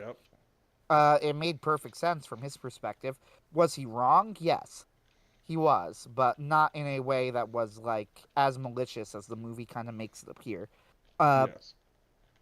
so the Isildur had the ring, and he did not have the willpower to overcome the ring's temptations and throw it in the fire, right? Yep.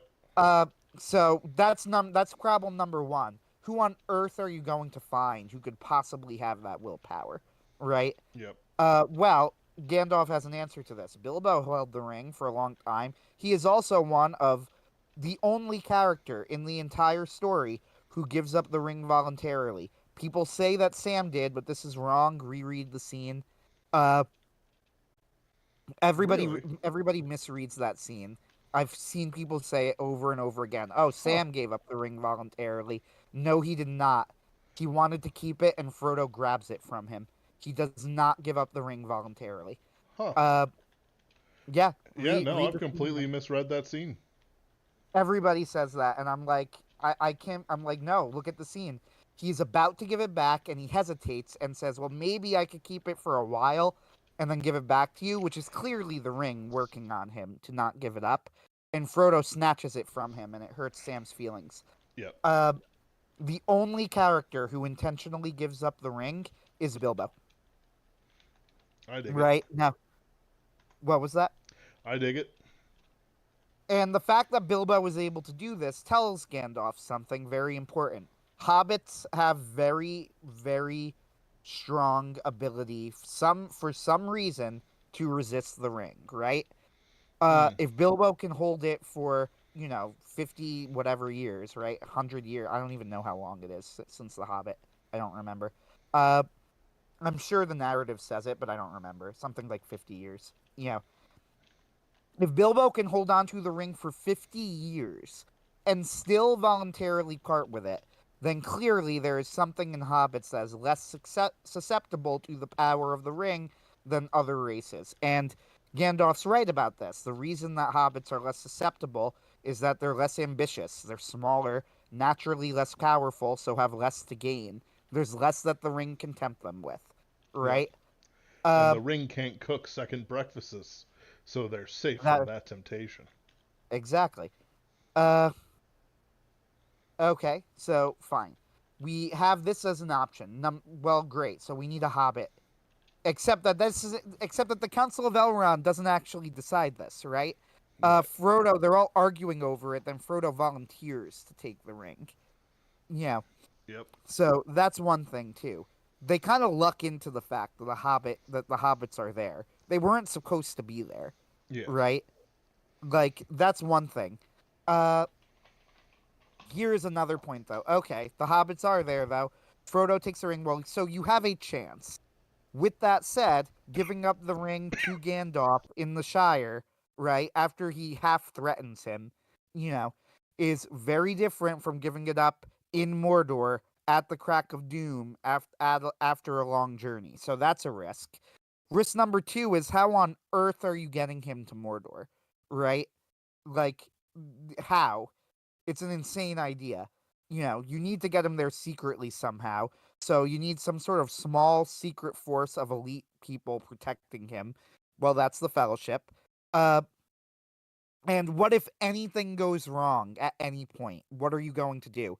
Like, don't the Nazgul know where the ring is? They tracked him all the way down to the Shire, right? Like, are you going to keep fighting them off again and again? Are you going to try and find your way past, say, like a Balrog? You know, uh, so this isn't completely insane plan if you think about it, right? So let's Yep. imagine that you're Boromir in this scenario and you are watching this plan. The ring is right there, right? You have the responsibility of saving the free peoples of men on your side. Do you just take the ring because I don't really care that it might corrupt me? We will definitely all die, right? Or B, give it to the Hobbit and then come up with this insane plan to march into the heart of Mordor so that we can drop the ring in the lava and destroy Sauron. Sure, that will work, right? If you can get there, but what are the odds of it working? So this is what I think that Kulak means when he goes, you can't depend on you catastrophe here.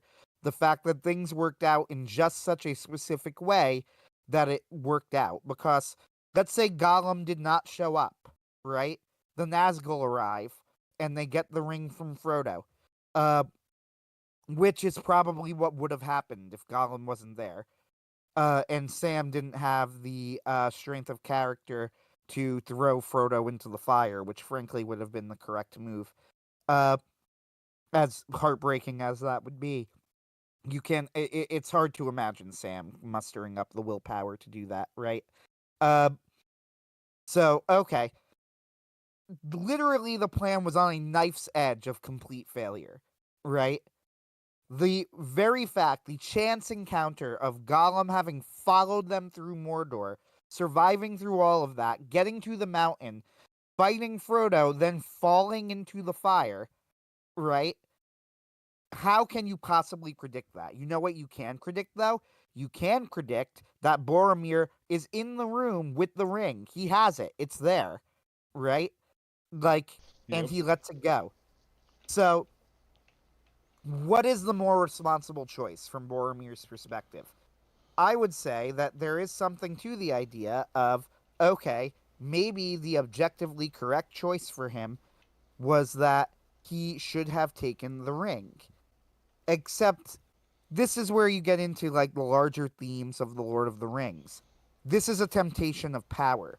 As the reason that they don't go with this plan, and this is where like Kulak is right and wrong, right? Yep. Why do they not go with this plan? I think it comes from the same. They don't go with it for the exact same reason that they don't throw the ring into the ocean, right? Ultimately, Right. all you're doing is kicking the can down the road. Yes. Uh, in terms of kicking the can, in terms of the kicking of the can in this case, uh, like Boromir might get the ring. It might be enough for him to win the war. It might be enough to save his people, but it's not going to be enough to ensure that the scourge of Sauron is gone entirely, right? And this is the problem. It's like you're looking in the short term. This is a long term issue. And not only that, what you are missing is that the ring, as you pointed out correctly, the ring has a will, right? Mm-hmm. The ring is not working on its own. Boromir's plan is predicated on this idea that somehow the will of the person with the ring will be stronger than the will of Sauron. And not only that, will be better than the will of Sauron. It misses the fact that the ring is a corrupting influence. This is why Gandalf refuses the ring, right? Right. Although, come to think of it, is Gandalf also a character who gave up the ring voluntarily? He sort of is, right? I, No, I guess he never claims it himself. He's just kind of holding on to it. I don't think he ever really holds on to it or touches He it with takes his it from hands. Bilbo. Was that?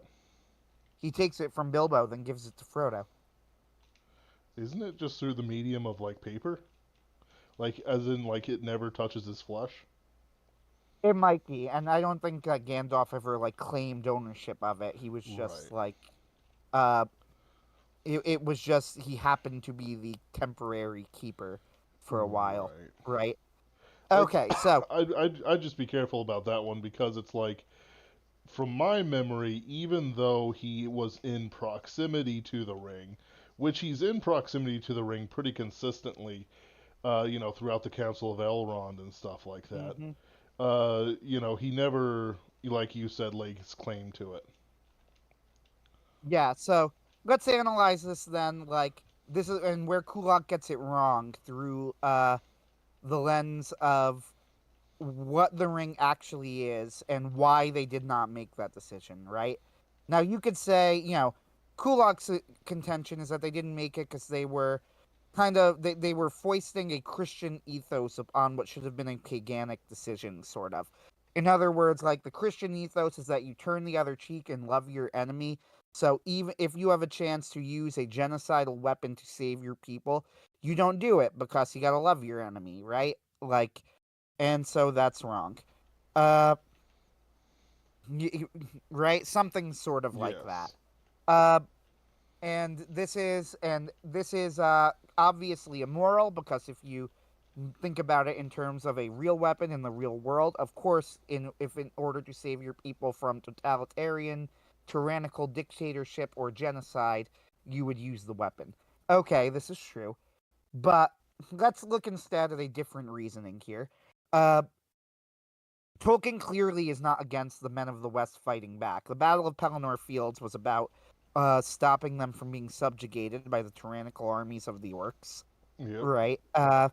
And then the Scouring of the Shire, which he says was because of Gandalf, which is a really odd take. The Scouring of the Shire is entirely about driving out the foreign invaders so that the local inhabitants can take control of their people again. Yep. Uh, like this isn't even subtext. I'm not even doing a based reading. This is the text, right? Like that's just what the story is.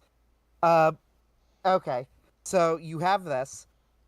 So I don't think clearly what he's saying is wrong. So let's instead look at it as why would they make this decision instead? Why would Faramir turn it down? Well, Right. it's about would you choose power that would make you greater in the short term at the expense of your people and the people you love and the world at large in the long term, right? Uh, what is power worth to you, right? Faramir has a chance to seize the ring and does not take it. Why? Well, the reason he does not take the ring, doesn't even consider taking the ring, is because he realized that while the temptation to power is helpful, uh, or is or is intoxicating, ultimately it's not going to solve the problem in the long term. The scourge of Sauron is still going to be on the earth, and the corrupting influence of the ring can corrupt even him. The corrupting influence of the ring would have corrupted Boromir, as Tolkien says. He is of a sort of alloy. He's not pure gold like Aragorn was, but Aragorn would not have been able to resist forever either, Right. right? Gandalf and Galadriel both admit that they would not have been able to resist the influence of the ring. And you go, oh, well, they would have saved their people from genocide. Yeah, they would have saved them in the short term, maybe. But Right. first off, you have to be. This is where you need to get your terminology clear.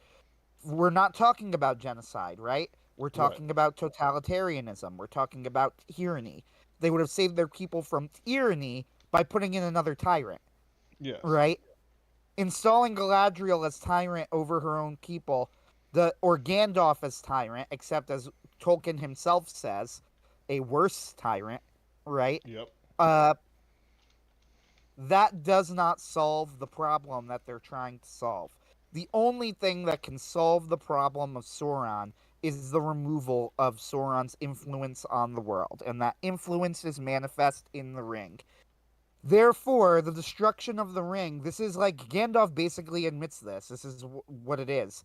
We're gonna need to do it eventually, is kind of the mantra. And we've kicked the can down the road over and over and over again, and it's just caused more problems, Yep. right?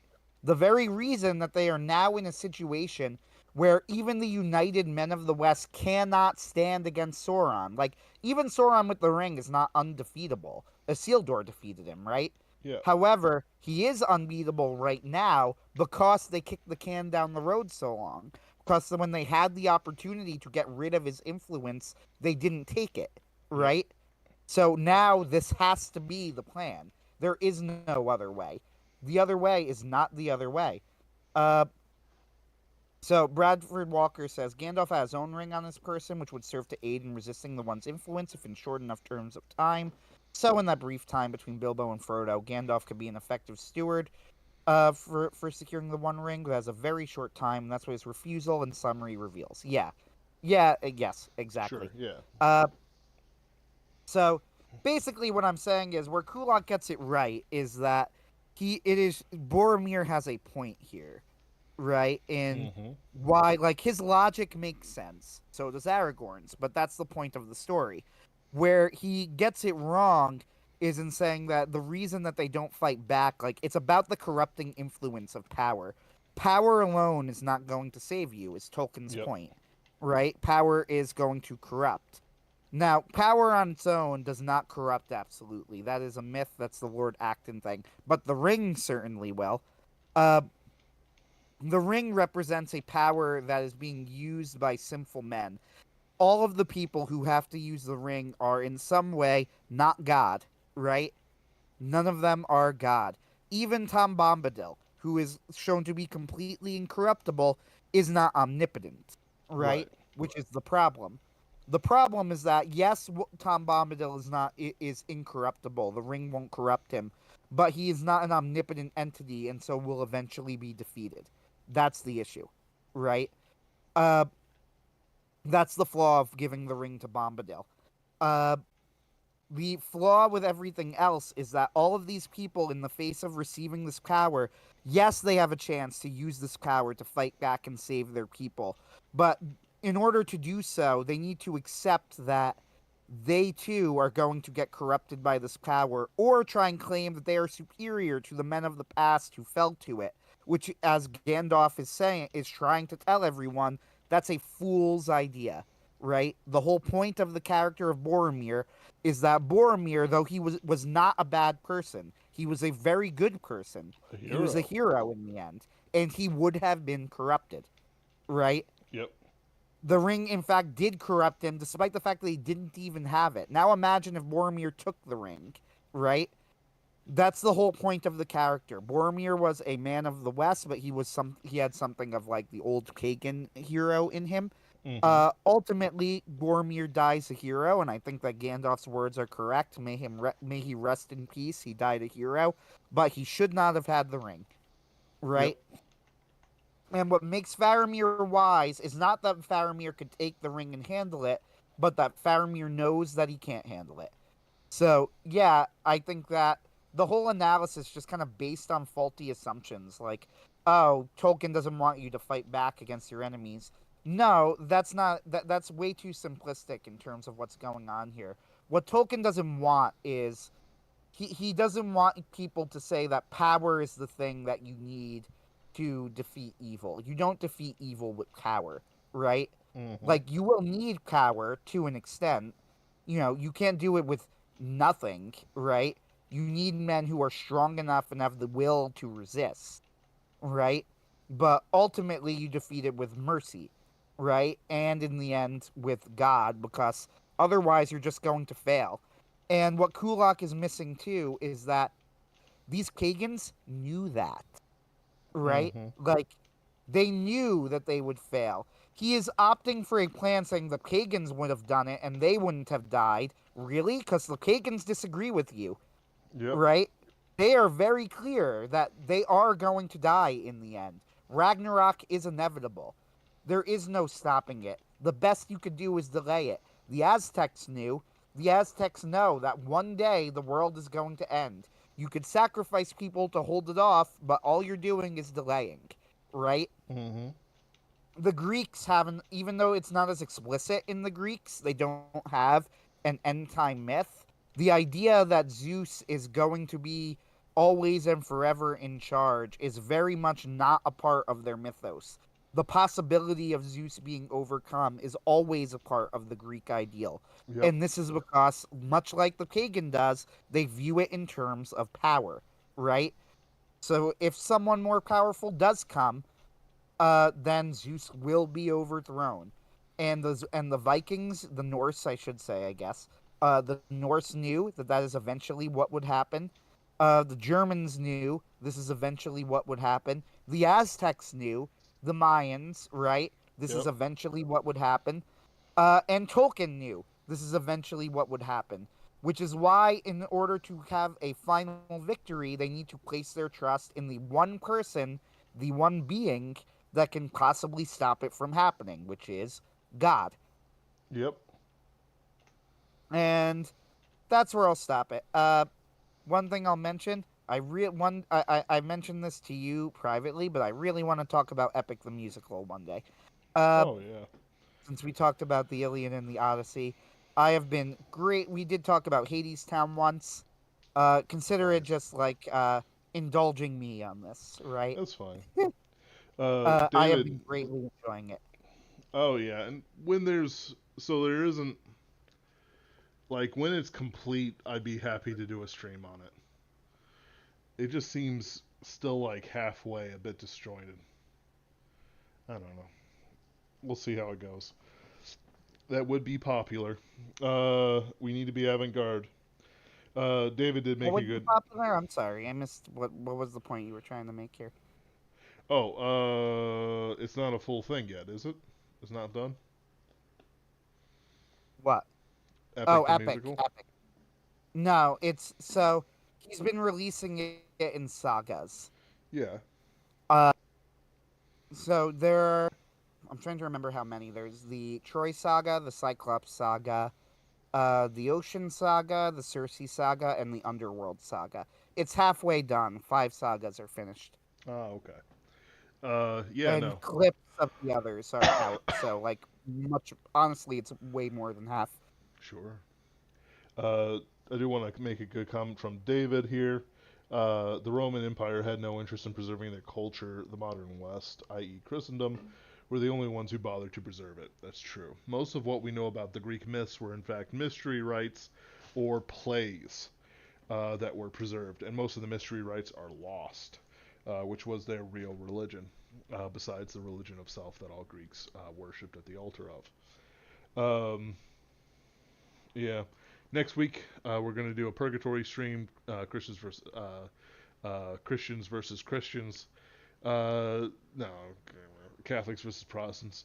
And we'll do different views on that, having different religious ideas. It's certainly important for us to go through these things. I will make a comment. Someone who is disordered about their gender is disordered about the state of their soul. Um, he certainly is incapable of understanding himself, and so he is incapable of, excuse me, he is incapable of understanding the deeper nature of things, especially when it comes to things like Tolkien, uh, which can only be understood in a Christian lens. Um, and even then, the pagans probably have it. The real pagans have it better than what he does have. Never forget, like no matter how based or whatever somebody is, their disorders change how they view the world and how they view society in general. Uh, an example that will probably not get us banned from YouTube is fat people. Fat people have an idea of how the world works in relation to their fatness. They believe in appetites and appetite domination. You know, they think about food and where they're going to eat next. It is an ultra selfish view of reality. Uh, in the same way, somebody who is a tranny is unable to order themselves in relation to the world and in relation to other people and other people's beliefs. Their beliefs are entirely centered on themselves and how they think they are to be presented. So don't ever like look at opinion, no matter how based one is. You have to understand that his basedness is subject to the fact that he is a tranny. If he would be truly based if he were a man, instead of a man pretending to be a woman. So if you see stuff like that, especially when it comes to takes and whatnot, always keep that in mind. Uh, and I'm sorry, Anthony. I will publicly apologize to you for nuking our ranks in the algorithm. The AI overlords are even now streaming pain into my Neuralink. I never should have submitted to Elon Musk. I'm blacking out. I have strange and horrible feelings about union representatives. I'm sorry, Anthony. I'm sorry. Goodbye.